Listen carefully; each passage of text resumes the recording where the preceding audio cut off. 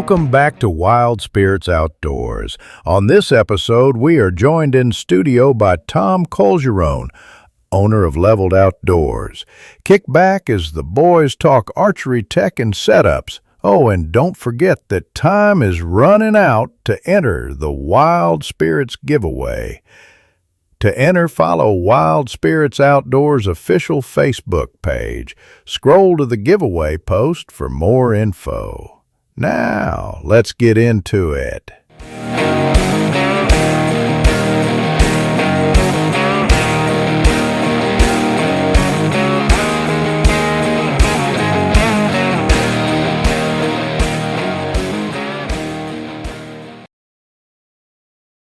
All right, everybody, welcome to Wild Spirits episode number 2. Today is August 5th, 2025. I'm excited to be joined in studio with my special guest, Tom Calgirone.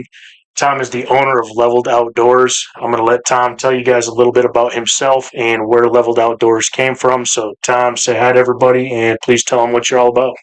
Yep. My name's Tom Calgirone, owner of Leveled Outdoors. I appreciate you inviting me on the show. Absolutely. Where I got my start at really was I kind of got tired of having to run around to all the different bow shops to get stuff done. Being in the military, it was really hard to, try to find shops here and there. So I started picking the brain of some of the archery shops, and they kind of started teaching me a little bit of ins and outs of bow tuning. And then when I got out of the military, become an at-home dad, so I naturally went and found an archery shop to go work at, and that's kind of where I got my start. And I moved up within the company, and become the archery manager there. And right about the time I left, we were doing pretty good. We do about 1,000 bows a year or better, so it was a pretty active archery shop. So I've cut a lot of arrows, and I bet. Did a lot of bow tuning. So very cool. So we were talking a little bit before we got on the mics here. The bow shop you worked at was actually in the state of Maine, correct? Correct. Is that where you really initially got your official start working on bows? Was at that shop? Yeah, like for customers, yeah. Gotcha. But before that, I was dabbling in my basement like everybody else, and taking my knowledge and just trying to figure things out for myself too. Why my bow wasn't properly tuned, and Sure. just like everybody, doing a little research and stuff. And then but when I got to that archery shop in Maine, I got to work with a lot of the big company reps, and obviously naturally a lot of training came in with all the new products and stuff, and I just started retaining all that knowledge. Awesome. And really putting it down. So very cool. So now fast forward to today. You're in Michigan now, and you own and operate Leveled Outdoors, correct? That's correct. And Leveled Outdoors, again, we were talking a little bit before we started recording here, but that kind of came from that same mindset you were talking about, where you were tired of the industry telling everybody they got to have, the flagship model every year. Correct. And you got to have this, you got to have that. So Leveled, actually, the reasoning behind Leveled Outdoors was you wanted to, quote, level the playing field. That's correct. Awesome. Can you tell us a little bit about when Leveled Outdoors got started and what it is that you offer there? Leveled Outdoors originally got started in Maine. It was kind of, when I wasn't working at the archery shop, obviously I'd bring some work home into the basement, but I would do things that shop didn't offer. A lot of shops would, cut arrows, not really square them properly, just glue the inserts, send the customers on their way.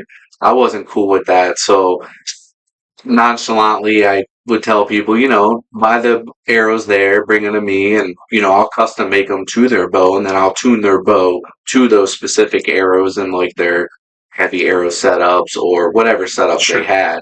And then coming to Maine, naturally, I worked at a local shop, and I feel like I could have went on my own. So just one day, talking to my wife, she was like, just do it. I already had the equipment. Sure. And so I started working out of my own shop on my property, and it's small, but it's powerful.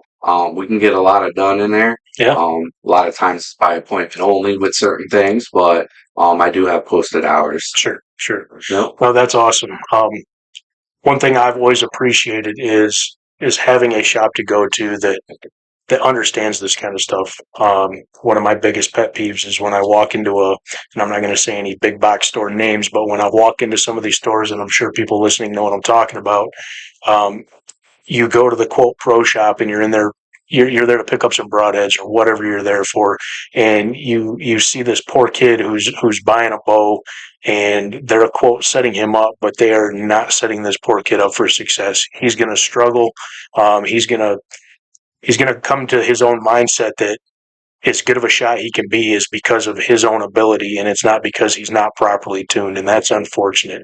And that's where I love the aspect of a true pro shop that understands these things, because yes, shooting a bow and arrow is difficult, but with a properly tuned setup, people can be way more accurate and way more successful than they think they can. So no, that's awesome. So that's a great segue. Let's talk a little bit about the importance of, let's start with the bow first. The importance of properly sizing and tuning a bow. Where does that play in for you? And if somebody's out there looking to buy a new bow and arrow right now, what are some of the key things you're going to tell them to look for in that bow, making sure it's sized properly to them? Yeah, so one of the most overlooked things is your eye dominancy plays a big part in archery. I mean, if you're left eye dominant, typically you should be shooting a left-handed bow. Sure. I get it that a lot of people are right-handed, but they are left eye dominant. And the problem is when you maybe at 20 yards, you may be okay in the bullseye, but when you start stepping back the distances and you're playing with your eyes, everybody knows if you're pointing at something and you close your non-dominant eye, it shifts. Sure. Same thing happens in archery. So the main thing is fitting somebody to the proper bow for their eye dominancy. Now, some people can get away with shooting with their non-dominant eye. I've seen it. But that's the first thing that I like to look for in people, because they'll bring me a bow from another shop and I'll see him like winking and I'm like, man, let's do the eye dominancy check first, and then that right there narrows everything down about that bow that person purchased. And I think a lot of times that gets overlooked in a lot of the stores out there. Second thing is draw weight. Yeah. People think they have to shoot 70 to 80 pounds, and it's good if you can do it. Sure. I mean, you can shoot heavier setups, but for somebody starting out, nothing's wrong with 50, 60 pounds. No. And I tend to set people up on the lighter side, get your reps in, and eventually you'll be able to dial that bow a little bit heavier each time to get to a comfortable shooting weight. Because I'm telling you, Michigan winters are cold. They are. And when you have to draw a bow back after sitting there for about 2-3 hours freezing, 70 pounds is tough. Oh, for especially in a sitting down position. Yeah. And I myself, I've dialed my bows back down to 60 pounds. So, and I'm happy there. So poundage is huge. You get into the axle to axle thing, like, I like a longer axle bow. I can shoot them fine from a tree stand. I think there's a lot of forgiveness there. Yep. But there's nothing wrong with shooting a short axle bow. So I tend to look at everybody's draw length. If they're beyond a certain draw length, I try to match their draw length to the axle to axle. Okay. Minimum, because peep angles. Sure. You don't want that peep so far up. Yeah. Starts cutting down your line of sight big time. Yeah, so that's another thing. Draw length is huge, but draw length is kind of, for me, it's a little touchy, because depending on the release you use, stuff like that, your anchor point, some people like to anchor behind their jaw. So I'll set up draw lengths based on how like when the customer draws a bow back, I look at where their anchor points are, and I kind of try to adjust based on that. Yeah, so 100%. So that, in a nutshell, those are the most important things I look at, as far as archery goes. Sure. For bows, I mean, it's what you feel comfortable shooting, and I recommend people going to a bow shop and be blindfolded. Like, be blind on brand. Yeah. Don't be tied to a certain brand, but because I'm telling you, the bow will pick you. Sure. I've shot a lot of great bows. I do stick to a specific brand just because of the draw cycle. Sure. It may not be the fastest bow in the world, but it's the draw cycle for me. Yep. Now, some people want speed, and some bows, out there, they deliver. They do. Yeah. But they also sacrifice certain things too, 100%. Especially when you're hitting that back wall, Yep. And, your draw, it's an aggressive draw cycle. and your holding weight is not going to be, it's going to be a lot more. You can't be relaxed as much with some of the other bows. So, sure.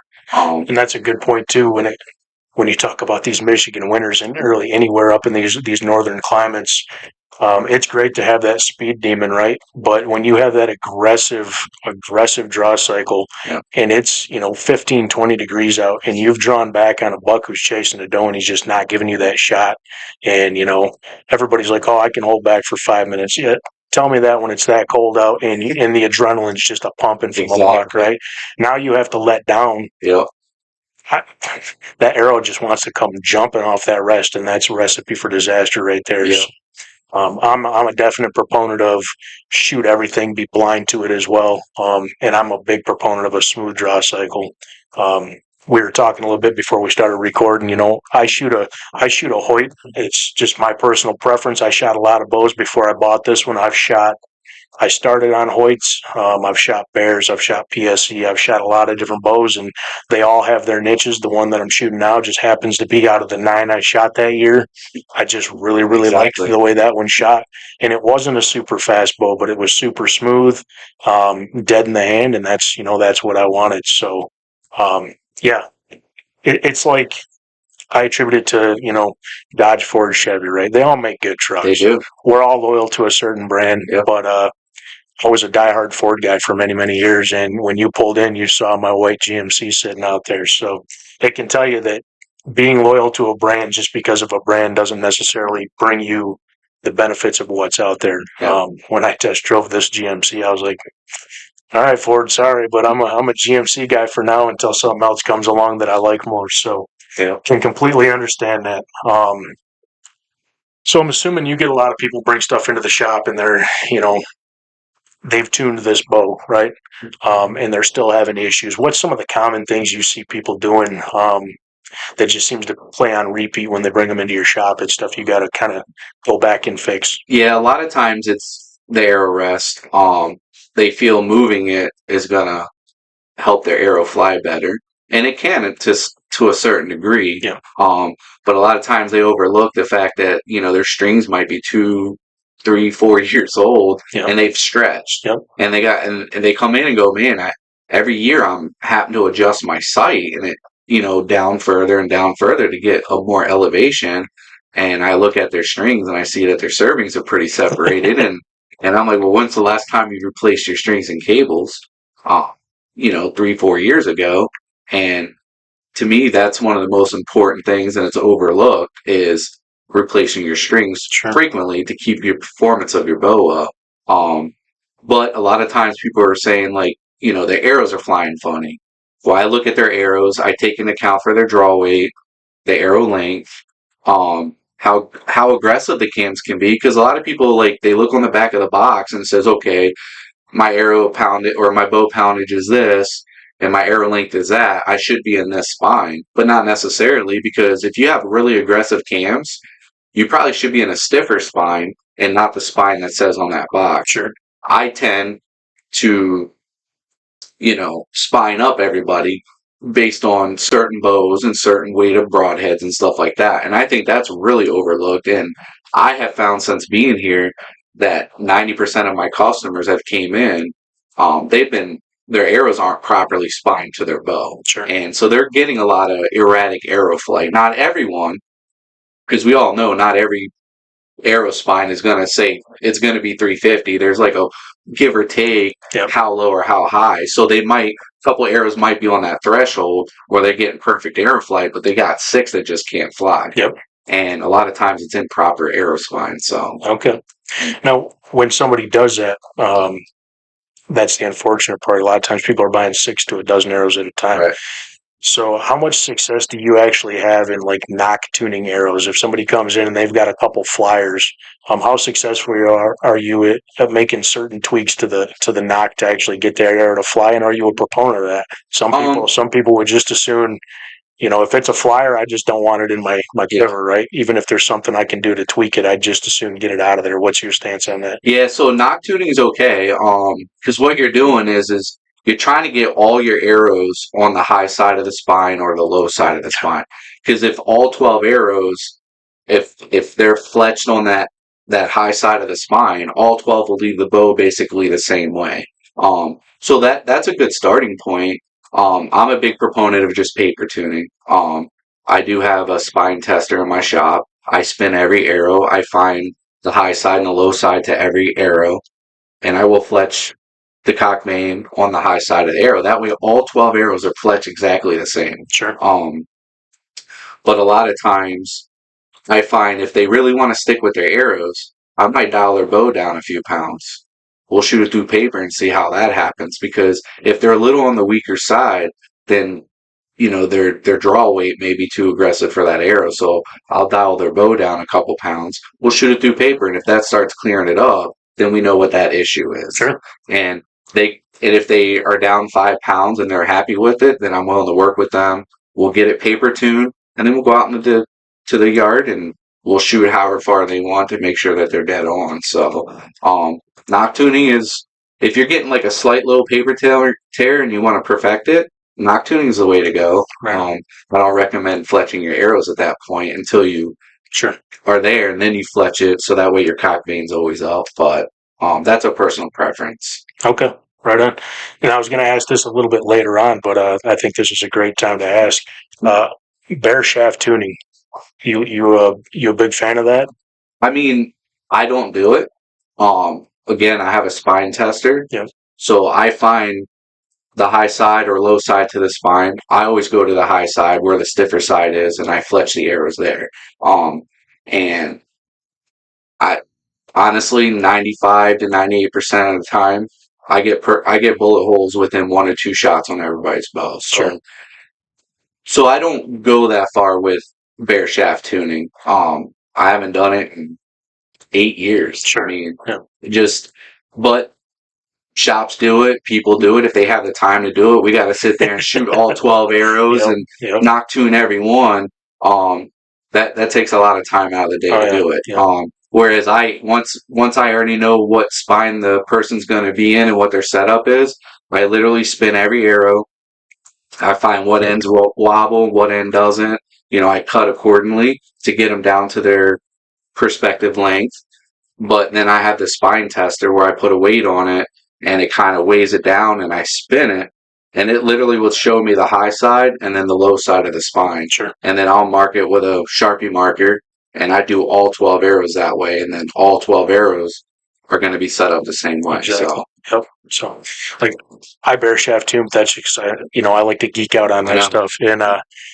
And my buddy swears by it. Well, see, here's where he's in Rhode Island, and he's got the time to do it, and he always text messages me. He's like, "Man, what's going on?" Blah blah blah blah blah, and I'm like, "Just flex them things, man, and then paper tune it." Yeah. But he still likes the bear shaft tune, so I like doing it again. It's just because I like to geek out on it. But in all reality, the odds of me taking a shot at a deer over 35 yards, I mean, really over 30 yards, pretty slim. I mean, it's got to be the right circumstances for me, but. Unless you're out there trying to shoot antelope at 65, 70 yards, you probably don't need to go that far. And like you said, if you can spine test, get them all matched up so that they're fletched to the same spine side of the arrow. It's probably not necessary. It doesn't mean you can't do it. It just means it's going to save you a lot of time and probably a lot of being pissed off too, because it can be frustrating. It can be very frustrating. So, and sometimes that arrow is just not going to work out. I mean, sometimes you just get that one arrow out of 12. I just put that in my quiver for practice. So 100%. That's the same thing I do for sure. So we talked a little bit about draw weight, and I want to touch on that again because that's one thing. I go to a lot of shoots and I see guys, and it's not that they can't draw it back, but there's this stigma that you can't. Everybody thinks they got to max that bow out, right? So you sacrifice a couple of things. One, like you said, it's going to dramatically change arrow spine based on how much weight you're cranking, but you also start sacrificing form. And especially if you're shooting a lot, you're putting unnecessary strain on joints, and it can cause injury, and it can lead to inconsistent shooting, which can also lead to frustration. So If you're listening and you think you've got to fight to draw back that 70-pound bow, or you shoot a 70-pound bow and you think because you see guys doing it, you need an 80, 90-pound bow, it's not necessary unless it's really not even necessary if you're going to Africa to hunt. Right. But yeah, definitely don't be afraid to back that down. It's gonna tighten your groups. It's gonna make you more consistent, and it's gonna help you really dial in that form. I think form is, like you said, one of the overlooked things when you're first doing it is eye dominance, and then I also think really close to that is making sure people, especially people new to the sport, make sure they're trained in form early, because you can pick up bad habits. I know for a fact I've got bad habits in 30 years of shooting that I can't shake. But with this injury, maybe that's a good thing for me too. Maybe when I get back into it, I just kind of step back and look at it from beginner's eyes and just really work on tightening form and everything down. So yeah, that's awesome. So when we talked about all the tuning of the arrows and we talk about tuning of the bows, obviously we all want to shoot the most precise equipment we can, but when do you feel, hey customer, this bow is adequately tuned, these arrows are adequately sized, you're going to be able to go out and you're going to be able to kill anything that walks out in front of you, within your maximum effective range. But when does it become overkill? And I know there's really no such thing as overkill when it comes to tuning, but you can really drive yourself nuts and actually start having, detrimental effects on your tuning, because you're trying to fine tune things so much that you're not allowing for any error, and it actually starts to mentally wreak havoc on you, which then makes it even harder to shoot accurately. So when do you feel it to the customer, hey, as long as you go out and practice with this, you're tuned and ready to rock and roll? At what level do you see that? Yeah, a lot of times it's, beginner bow hunters that come in, and obviously you touched on it, form is important. A lot of people will grip their bow and they torque their bow, and that's a huge issue. Oh, yeah. You shouldn't grip your bow. Grip it when you're drawing it back, but once you come to your anchor, you should have a real relaxed grip. That bow is not going anywhere out of your hand. And if you feel that it will, buy a wrist strap, but you shouldn't be at the shot. You should have a very relaxed grip, because that bow ain't going to go nowhere but back into your hand. So, but when a customer comes in, once we're said and done, if he, when he shoots his arrow through paper and I get that perfect bullet hole that I always look for, I'm pretty satisfied. But also I still look at if the customer's like struggling a little bit with the draw cycle or drawing the bow back. I always hint to dial it down a little bit. It never hurts to be at a comfortable draw weight, but that perfect bullet hole for me is good. And then when we go outside, I try to help the customer, get into that 10, 12 ring, 30 yards, 40 yards, whatever they're comfortable with. They're there and they're holding nice, I'd say, 3-4 inch group. I think that's pretty good for him to go home and practice, for them to go home and practice and really sharpen it up.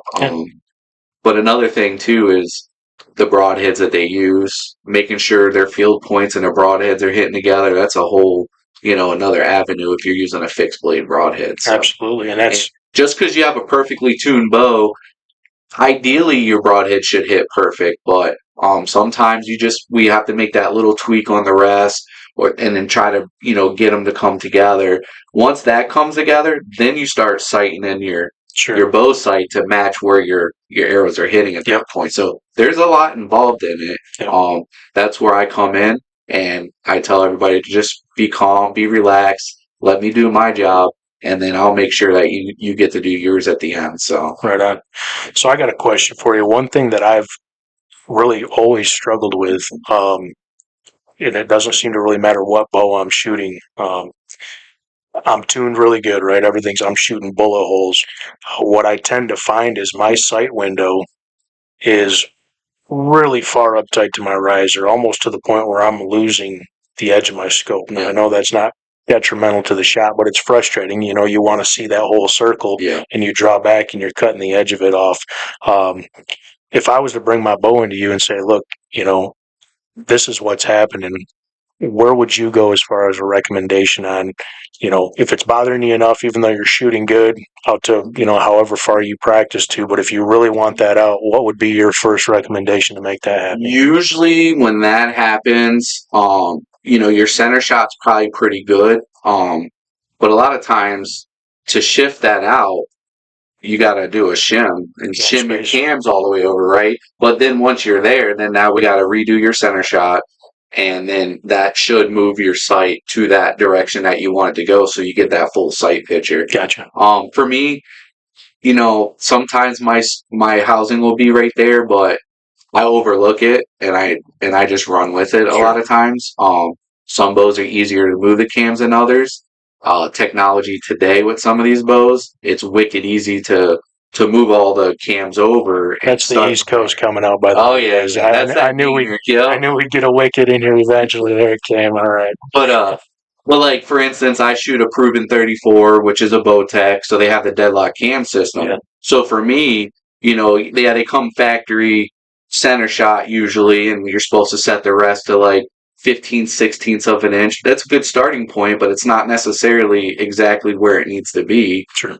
So to get your sight housing over, sometimes you'd have to shim your cam over to accommodate to get that sight over there. But, gotcha. Yep. Now, if you do make that cam shift, can that start creating other issues with the bow? It could, but again, if you have your cams in line and your center shot is perfect to that, technically everything should shoot the same way. Okay. It's just that you'll have to make some other changes, like, we'll have to, when move your cams over, we got to move your rest over, and, you're going to do your bare shaft tuning again or paper tuning to make sure that you're not getting any paper tears. Sure. So yeah, I hear a lot, some people say that about their scopes or their sight housing being a little far, and they can see through the riser or see the riser kind of blocking the sight, but usually it's a shimming. Yeah. It's always had, every bow I've owned, it's been like that. I've just overlooked it. And it could be you shooting it too. It very well could be. It could be. Everybody's grip is different, exactly. So a lot of times that could be a grip issue, or torquing the bow a little bit, and that if it's not hurting anything, I would rock it. And I always try to tell myself it's not me, because I practice. And I saw you posted a video on Facebook today. You went out and took 3 cold shots at 60, 70, 80, yep. And I love doing that. That's my favorite thing. I love to grab the bow. I grab 3 arrows. I usually walk out to a range that I don't know, that's beyond 40 at least, and inside of 80. And I usually just walk out there, take a quick look with the rangefinder, and fire that shot off. And I love practicing to that distance, because it does tell you a lot about your bow setup. It tells 100%. You about your form, and it makes those 20-yard shots feel like slam dunks, right? And I mean, if you can keep them inside a 3-4 inch group at 60, 70, 80 yards, and you move into 20, it's like a chip shot. Yeah, I'm only shooting one at a time, or I'm buying new arrows. So. Yep. Yeah, and doing that too, a lot of times people don't understand, like, you might be sighted in at 20 yards, your left and right's good, your up and down's perfect, but when you start backing off, you can see your arrows starting to wander a little bit, and ideally, 40, 50, 60 yards is where you kind of want to make your left and right adjustments to your sight, because then your 20 is just going to be that much more perfect. Sure. So that is also an overlooked, thing with sighting a bow in and dialing it. And me, I like cold shots, because come hunting season, you're going to be sitting in a tree stand.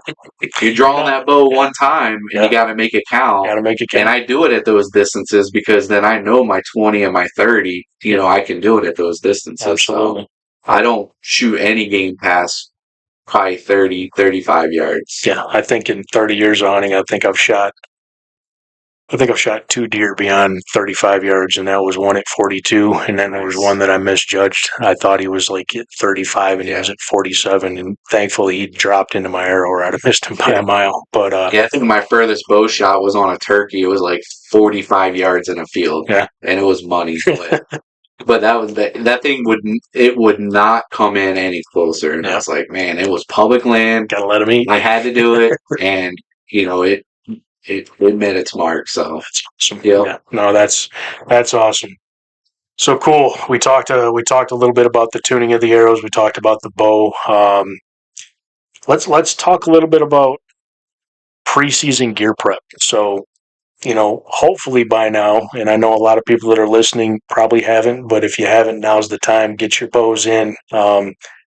If you've got to get any tuning done, or if you're looking to buy a new bow, don't wait too much longer. I know in this boom boom society we live in, we want to buy things and we want to go out with them immediately. It's one thing to go grab a gun, throw a scope on it, take 5 shots, you're inside of an inch at 100 yards, but definitely go get that bow if you're going to buy a new one. Get it tuned and get to practicing now, so that when season comes, you're definitely ready to rock and roll. So let's say somebody has the bow's tuned, they're ready to rock and roll. We're in August already. It's almost go time. Yeah, hopefully people are putting in food plots. Yeah, food plots should be going in. Trail cameras are probably out for guys that run them.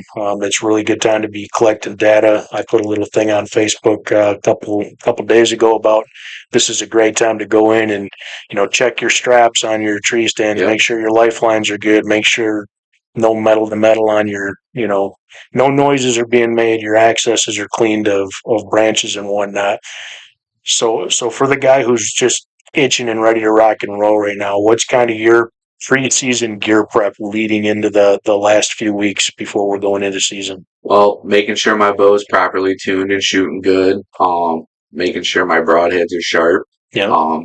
I take one step further when I take my broadheads out of the package. I use a sharpener to hone them down. Exactly.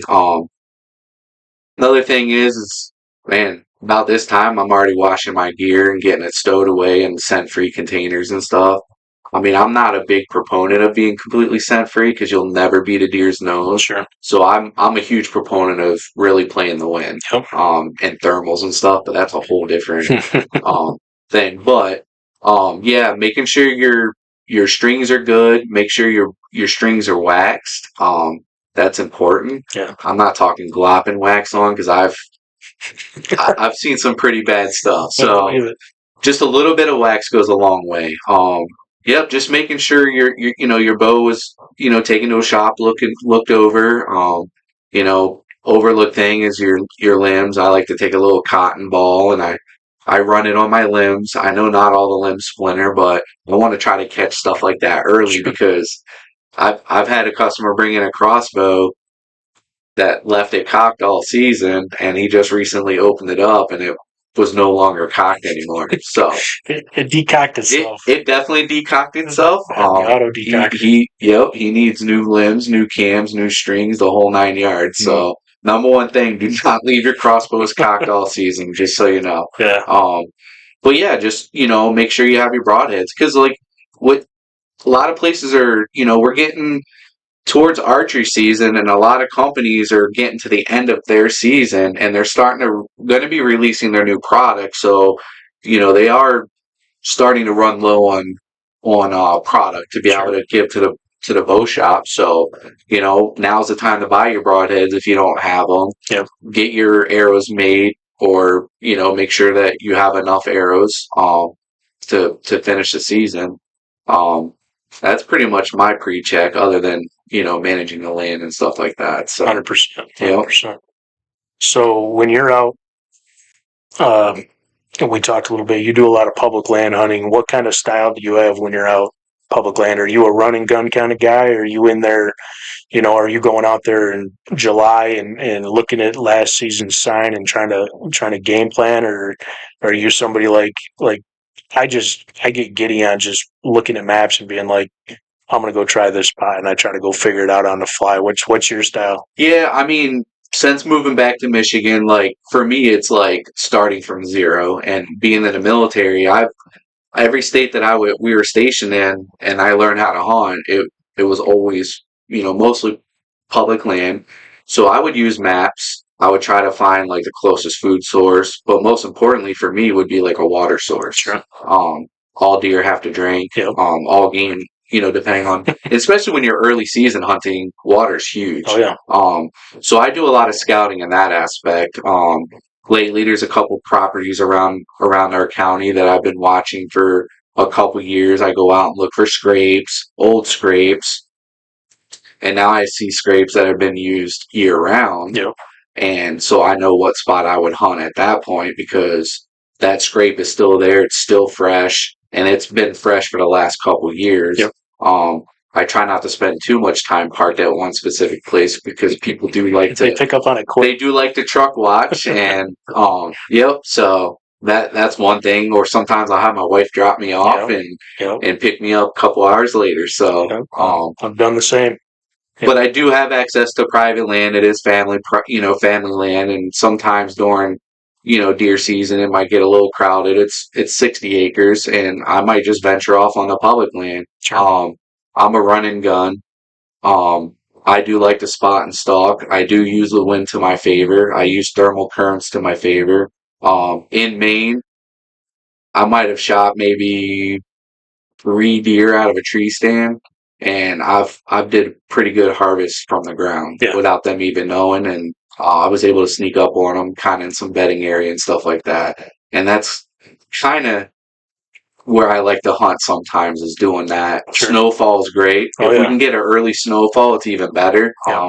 Because I'll bring my GPS so I don't get lost, and I'll just cut tracks and go. Yeah. And it can pay off that way, and it allows you to get to places where the average hunter around here, I can't believe how many people hunt literally 100 feet off of a dirt road. Oh yeah. Like, go deep.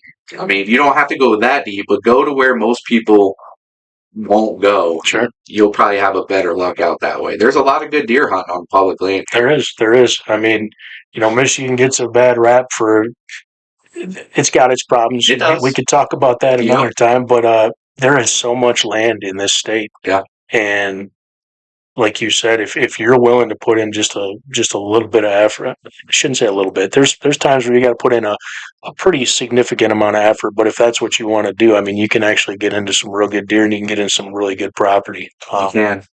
Very similar to how I go in Ohio. I mean, there's places I go in Ohio where, as a crow flies, I'm only like 250 yards off the axis, but I went down 200 feet and I went up 180 feet, and then I went down another 200, and then I went up 85 feet. Right. And I'm 3 ridges in. It's not very far, but ran a whole lot of people that are, looking to go do that. That's so right. We don't necessarily have that big of a, geographical change around here, but there's some spots, and the Muskegon River, there's some great river bottoms to get down into. Kayaking. Yeah, kayaking's fun. That's one of my favorite ways to, if it's legal to do so. I love getting in a kayak and accessing through water. It's awesome. Obviously, everybody's seen the THP boys do that, but there's a reason they do it. It's fun to do, for one, and two, you can get into some awesome spots that a lot of people aren't going to put the effort in. And another thing, too, a lot of people overlook that I noticed looking at maps in Michigan does put food plots in. Yeah. And if people can get into those maps and find where Michigan actually puts in these food plots, that can help, with their success, too, because there's a couple places I've hunted, and I've yet to see anybody in there. Sure. And it's loads of at least does in there for sure. I've yet to see a buck that I want to harvest out of it. Most of them are over on Muskegon wastewater treatment plant. That's another story. My God, that place holds some giant deer, man. Yeah. And they only allow like a handful of people to hunt it a year. Yeah. So that's a hint. So look around there, because there's some food plots that are available around that area that those deer come on and off of there. Oh, yeah. So there's a good probability to be able to get some. I've yet to do it yet, but it's coming. It'll come for sure. Yeah. So what are your plans for the 25 season? You got anything coming? You staying local? This year I'm gonna stay local. I'm gonna probably hunt with my dad a lot. He's got some health issues and stuff like that, so I really want to make this year memorable. So putting in food plots, and we're gonna try to make this year a good year for him. That's awesome. But I do have a trip planned to Texas. Unfortunately, it is not a bow hunt. It's for veterans. And it's basically helping out a ranch with some management deer, what he would call coal bucks. Sure. But it's unbelievable how big these deer are, rack-wise, to call it a coal buck, because I would take any of those deer at any time. Sure. But so I'm supposed to go there probably around December, I think. We're just waiting for the finalization. There's a group of us going there. Awesome. But other than that, just, pheasant hunting at Haymarsh, stuff like that. We're just going to try to stay local this year. Sure. But next year, different story. Yeah, right on. Yeah, I had big plans this year, but like what's going on with this, plans change, but it's just part of it, right? It is. And you trying to put the focus back on your dad, that's awesome. Give him a good memorable season. I'm sure he probably did a lot in your youth to get you to where you're at, not only as a human being and as a man, but in your life as an outdoorsman. So Absolutely. to bring that back is awesome, and give him that opportunity as well. That's very cool. I don't have a whole lot else to cover. I do want to do a couple quick things. We talked about some of your favorite hunting styles, which is your, being from the Northeast. I kind of figured you were going to say spot and stalker still hunting. Definitely popular up in that area. It's something that I've done a little bit of here in Michigan. I've never been successful with it, but it's tough. It's tough. I also did it in Kentucky last year. But I promise you, once you get that first one under your belt, though, yeah, it gets a little easier. No more trees. Well, then you get the itch, right? You do. Then you're like, all right, I'm gonna make this happen. And I'm not afraid to use ground blinds either. Yeah. And I put them in spots. And people say you got to put the ground blinds out a day before. You don't have to. No. Deer's going to smell you. You're in the wrong spot. Yeah. Keep that wind in your favor. They may see an object there, but they're not going to be too spooked with it. Exactly. And that's a good point also to bring up on public land. I know a lot of people are like, I don't want to go on public land because if it's not other hunters, it's hikers. If it's not hikers, it's bird hunters. Guys, those deer see that all the time. 100%. They're used to it. Obviously, it's going to, if you're out hunting at that moment and somebody walks through at 6:30 in the evening, it's going to screw your hunt up a little bit, but don't let that ruin your taste for it. I've had hunts blown up because people came through at the wrong time, but at the same time, I've also been hunting and heard people hiking probably within 200-300 yards of me with dogs and whistling and making all kinds of noise, and the deer just stand there and listen. They know when it's danger time and it's time to jet, and they know when it's not. So yeah, trip in Rhode Island, prime example. Actually, it was in Maine public land.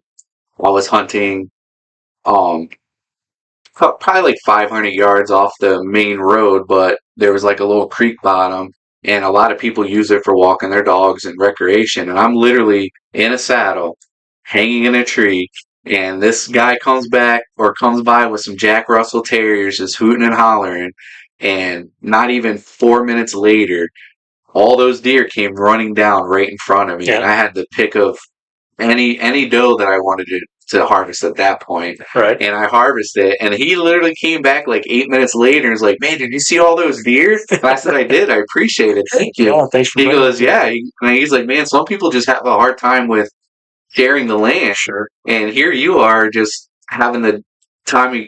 I ended up getting 2 doe that day because of that. So that was pretty memorable. And the guy actually helped me drag a deer out. And there you go. So definitely share the land. You can't get mad when people use public land because that's what it's there for. That's what it's there for. I used to get so fired up when I was younger and I would hunt public land and somebody ruined my hunt. Yeah. Right? Well, maybe I ruined their day because they love to walk through here in peace. And, exactly. Here's this guy out here. But yeah, it's all of ours. Respect it. Take care of it. I always try to. People leave so much shit and trash out there. I always try to pick up after not only myself but other people. But if we as outdoorsmen, not just as hunters, but if we don't take care of that land, we've already seen the news and seen what's happened to a lot of public land all over the country, here in Michigan as well. We have to be advocates for it, and we need to make sure that land stays for the outdoorsman, not just the hunter, but the outdoorsman, because, if tomorrow all the public land in Michigan was gone, holy smokes, I mean, could you imagine? There's so much of this state's public land. I was taken back by how much land is actually available for us to hunt here. You go to like a state like Rhode Island, you have to door knock. Sure. When you're talking, some public land might only be 40, 50 acres there, and you got so many hunters trying to squeeze in there. Maine, different story, Maine, I like their philosophy because, like, if it's not posted, you can hunt it there. It's still nice to knock on the door and meet the people that own the land, but they're pretty much I think they're 90% privately owned state anyways. Okay. Whether it's a paper company or whatever.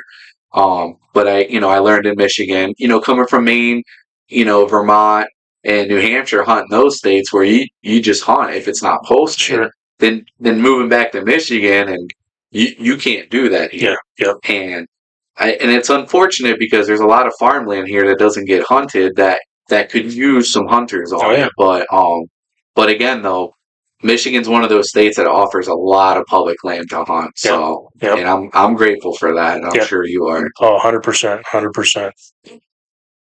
Any final tips for anybody that's getting ready to rock and roll this year? Yeah, just go over your equipment.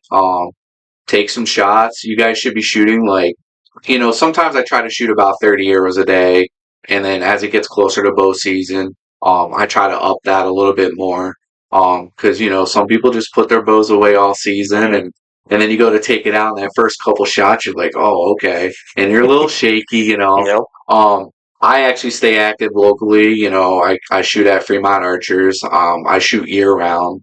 I do their indoor 3D league, which is great. I do paper. I'll do like 300 or 450 Vegas style shoots. And I try to keep that up so that I'm, not struggling when it comes to hunting season to pull a bow back. Sure. We got a month, almost 2 months now. Everybody should be out there shooting, making sure their gear's good. Crossbows. I mean, change those strings probably more frequently than compound bows. Oh yeah.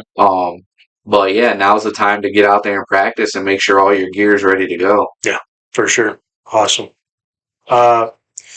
So I had some people send me some messages. They wanted some quick questions asked to you. So Sure. First one, and after this one we'll kind of make it rapid fire. But this first one I want to dive into just a little bit deeper because a gentleman named Kyle asked me this, and he wanted to know from your take, broadheads, fixed blade or mechanical, and why. So I was a big mechanical guy. But I've also lost quite a few deer with mechanicals, and it wasn't the failure of the broadhead, but it might be a limb, or I might have caught a leaf and the blade deployed prematurely and my arrow missed its mark. But I with a properly tuned bow, fixed blades are the way to go. There's nothing to fail. They're cut on contact. And believe it or not, they leave pretty good blood trails and wound tracking. So, my other thing is if you are shooting a lighter poundage bow, I do recommend a fixed blade broadhead. If you're shooting around 60, 65 pounds, you probably, mechanical is not a bad thing. It's just mechanicals are kind of like a throwaway broadhead. Sure. And I'm more towards using single bevel solid steel broadheads now that I can resharpen and reuse because archery's not getting cheaper. It's not. And if I can reuse the same broadhead 4 or 5 times, I'm good with that. But personally, I don't think there's anything wrong with mechanical broadheads. I'm not one of those guys where that mechanicals have no place. Sure. They do. But just if you're going out of state, check with their regulations because some states don't allow. Some states still don't allow. There's a reason for it. Yeah. So with that said, I'm a fixed blade guy. Yep. Through and through. So okay, right on. Yeah, I've shot them all. I've shot fixed. I've shot mechanical. Shameless plug, and I don't get paid by this gentleman, but I'm probably going to take some heat from anybody that listens to this. But Josh Bowmar created that beast broadhead. Yep. I watched a lot of his videos, and I watched not just the videos of him shooting it through bone and shit just to show what it does. Or cinder blocks, yeah. Shirtless, bulging. Yeah. But I watched some of the engineering that went behind it, and I was like, man, these do look pretty legit. And I shot all kinds of different ones. I shot G5s, I shot Rages, and I don't really have a beef with any of them. I shot Muzzy fixed for years, and really the only reason I quit is because of marketing, right? Like Rage came out and everybody was shooting Oh, rage. she was And I'm there. like, Trust me. well, shit, I'm missing out with these freaking tiny ass muzzies that I've only killed, 65 deer with in my life. They're not good enough anymore. But so I made that switch. But when those beasts came out, I actually bought a pack, and I went out here in my yard with them, and I shot all kinds of different stuff with them to try to break them, and they were like really durable. And I finally bent the tip of one, but shooting this setup right here, which is a 520 grain arrow and then 125 grain beast 2.3-inch cut on contact. It was pretty brutal. I was super impressed with how not only how well they flew, but how minimal of a reaction I got out of the deer. That's what really, really sold me on it. Was all 3 deer I shot last year combined went less than 120 yards. All 3. Nice. It was like 30, 40, and 28 yards is how far they went. And when I hit them, they're like, what was that? And so, yeah, but I still love fixed blade, and I think there's a place for them. If I'm going to go out and do some real aggressive out west hunting, the odds are I'm bringing fixed blade with me. And that's why I shoot a fixed blade, because I am walking around in the woods, and I don't need to. You don't need a premature deployment. Yeah, nobody likes that. Yeah, but again, though, I have nothing against mechanicals. I shot when Rage first came out.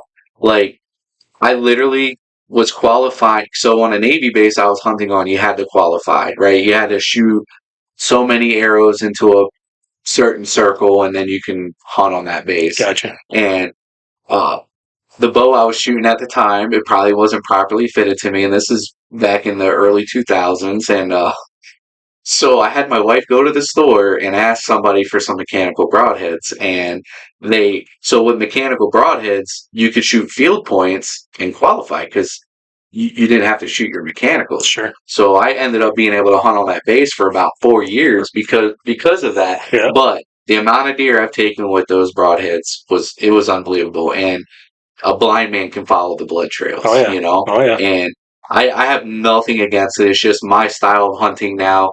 I just worry about blade deployment and watching the beast broadheads. I mean, it's legit. I mean, the way it opens and everything like that. I don't think a little leaf is gonna open the broadhead. Sure. You know what I mean? Yep. I haven't got my hands on them yet, but again, as eventually I'll have every broadhead in my shop shooting them, trying them out. So, but yeah, and that's the same thing, like you said, with bows.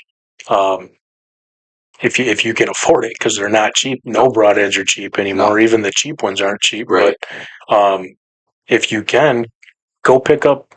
You don't have to pick up every single kind, but do a little bit of research and find some of the more reputable mechanicals and some of the more reputable fixed, and buy a couple packages of each, and do this well before season, which goes back to that whole practicing more than just 2 weeks leading up to season, and find what shoots best for you. Even if your bow's shooting bullet holes, maybe you throw a fixed blade on there, and maybe it's because of your grip or something that your arrows just seem to wander. Maybe go to a mechanical. Yep. But yeah, shoot it, find what you like, and then trust it. That's one of the biggest things. Anytime I've ever quit, with the exception of muzzies, the only time I've ever quit shooting a broadhead is when I felt something happened outside of my control that was nothing that was quote my fault, that made me no longer trust that setup, whether it was an arrow, whether it was a broadhead, or whether it was a bow. Until I felt that something beyond my control happened and I can no longer trust that equipment, there's no reason to switch, right? 100%. So, awesome. So we talked a bit about that, went into the whole broadhead thing a little longer. Kyle, if you're listening, I hope that answers your question. Just real quick, a couple word answers on these. What's your go-to brand right now for a bow? I shoot currently a Bowtech, the Proven 34. Right on. It's 34 inches axle. It's right up my alley for there you go for that ATA. So yep. What's your favorite broadhead for a whitetail setup?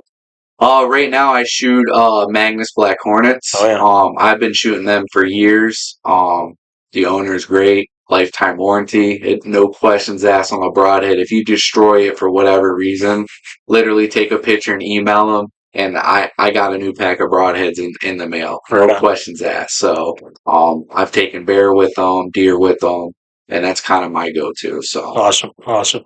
What's the number one mistake you see new bow hunters make? Man, gripping their bow. Yeah, that makes sense. Don't put that grip on it because your arrows are never. It's really hard to duplicate your shot over and over again if you're gripping a bow because you may torque it one way this time, you might torque it another way this time, and you're literally going to be chasing your sight pins all day long. Yep, and then you're going to throw your bow and go buy a crossbow. And we don't want that. We don't want that. Let's see here. What's one tuning myth that you think is complete BS and you wish would disappear? Man, that's a good one because trying to think. Tuning myth. I mean, for me, it's that heavy arrow setup, I guess you would say. But yeah. Guys are out there shooting tank arrows, but that 400 to 500 grains total weight is a perfect sweet spot. But yeah, a lot of arrow manufacturers out there say that their arrows have no spine. All arrows have a spine. Sure. Okay. So just whatever any arrow company out there that claims that they don't have a spine, they all have spines. Fair enough. And I can show you in my shop. Bring me an arrow that claims that they have no spine. You'll show them. We're gonna find it. We'll find that spine. We'll find it. Whether it's just a little 0.002 of a movement, there's still gonna be a spine. Sure. So for me, that would probably be my myth right there. Right on. Let's see. What's the most underrated piece of archery gear you carry around? What's something that nobody really thinks to have with them, and you're like, I'm not ever leaving my house without this with me? Man, a wind checker. Yeah, absolutely. What do you use? I just use whatever's available. Like, I forgot what they're called, but I try to get them like near the marsh. Milkweed. There you go. Yep, I carry. I pack it in any little container I can find and keep it because that stuff will tell you the wind. Yeah. It'll tell you the thermal currents. Yep. It'll literally, if you're 15, 20 feet up in a tree stand and you let it go, it'll let you know where the deer's going to potentially where they're going to pick your scent up. Right? Yep. That whole powder stuff, it's cool for wind direction. If you're in a hurry and you're running and gunning and you just want a quick, which way's the wind? And I do that. But when you actually want to know wind, when you leave your, I'll remind you of this when it's harvesting season for the milkweed. I don't cut any of the milkweed that grows around here. Me neither. I've got so much of it. Like I've got baggies of milkweed, and I start selling it now. Yeah, I'm just going to start marketing that, right? Yeah. But yeah, that's my go-to 100% is milkweed. And that's probably the most underrated thing. Yeah, make sure you put it in a bag too. I made the mistake of having a stack of it in my shed and they all opened up. Yeah. So I have milkweed ready for my house. Yep. We already talked about bear shaft tuning, so I won't even bring that one up again. We talked about how many arrows you shoot a week. What's your dream hunt destination? Well, one of my dream hunt destinations already happened. I was able to draw a tag in Maine, and I took my dad on that hunt. But I guess my next hunt would be somewhere out west. I want to try to get an elk. Awesome. So, awesome. Don't know where yet. But I do need to start putting points in somewhere because some of the places are really hard to draw. So they are.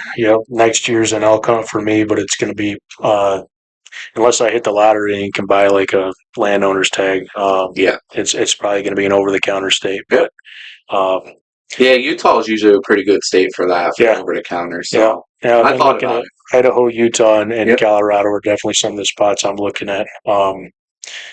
And then it's kind of a toss-up also. It's like, okay, do I want to go do it yourself over the counter, or do I want to go for my first time with a guide and really just learn? Yeah. Right? So one of the biggest things I've heard from people going out west and doing it DIY without having anybody there that has really experienced it or not is they end up chasing other hunters around, and you're chasing each other around these ridges because somebody's calling and you think it's a bull and you're calling back at them, and next thing you know, you're both sneaking up on each other, and you put in this 4-hour stock and hey guys, all right, well, we're going to go try another ridge. So that's where I'm a little concerned. Like, do I want to go do it straight up by myself the first time, or do I want to go with an outfitter and really see if they can help teach me some things? So I'm not opposed to hiring a guide because when we went on the moose hunt in Maine, I could have gotten a few people together and we could have all done it together. But the amount of work that guides put in, though, it's worth it to learn it the first time through a guide. In my opinion, if I go out west on an elk hunt, I'm gonna have a guide. Yeah. Not only that, but they'll also help you, quarter it out, pack it out, stuff like that, and then you'll understand and have a little bit more respect for that hunt and what it takes to do it yourself next time. So, because 1,000-pound moose wasn't easy to carry out of the woods. I believe it. Last question, kind of a corny one. What's one word to describe archery season to you? Man, magical. That's the word, man. I love it. It's the part of the season that I enjoy. Absolutely. I don't mind, rifle season or gun season, stuff like that, but man, that whole month of October is just special in Michigan. It's a sweet month, isn't it? And not a lot of people are in the woods. Yeah. And they all wait till that November 15th date and the Orange Army comes out. But by then, I've already got a buck in the freezer. So right.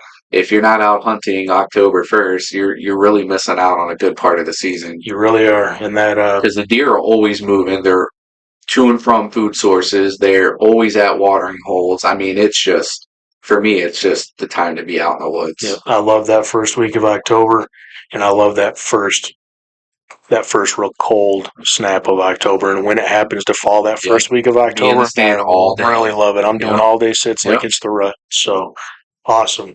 Well, Tom, I really do appreciate you coming on, guys. I hope you enjoyed the show. I hope you maybe learned something. Tom, where can people find you? I'm located at 3921 South Laurel Drive, right here in White Cloud.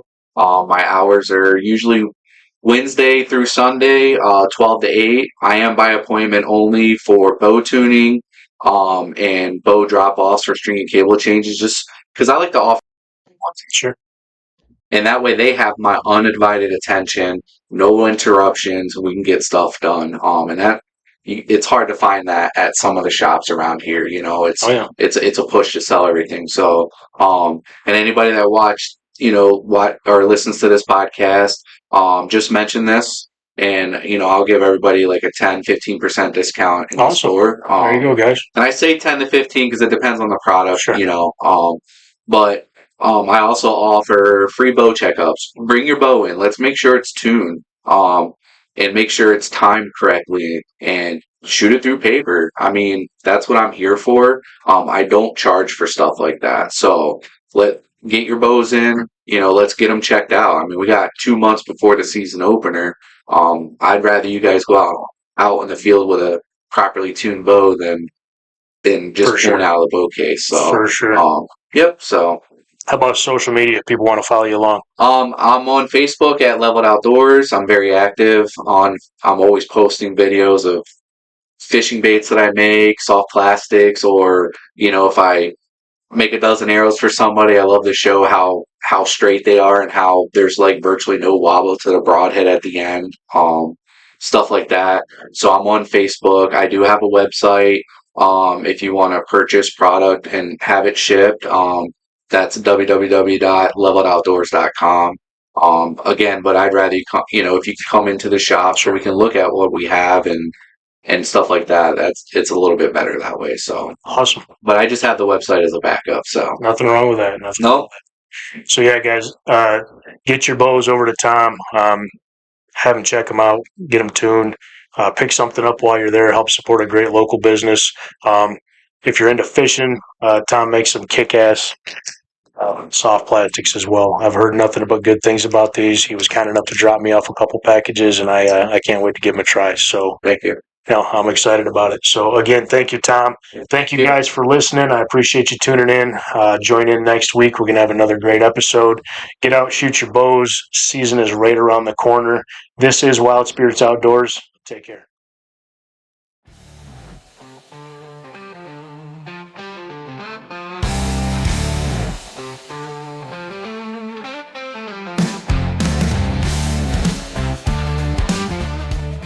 Thanks for tuning in to Wild Spirits Outdoors. We appreciate you joining us on this journey. Don't forget to like, follow, and share wherever you get your podcasts. It helps us grow the tribe and keep on chasing the wild. Stay connected with us on Facebook and Instagram at Wild Spirits Outdoors. and also on YouTube at Wild Spirits Pod. You can also head over to www.wildspiritsoutdoors.com for more content. Until next time, chase the wild, feel the spirit,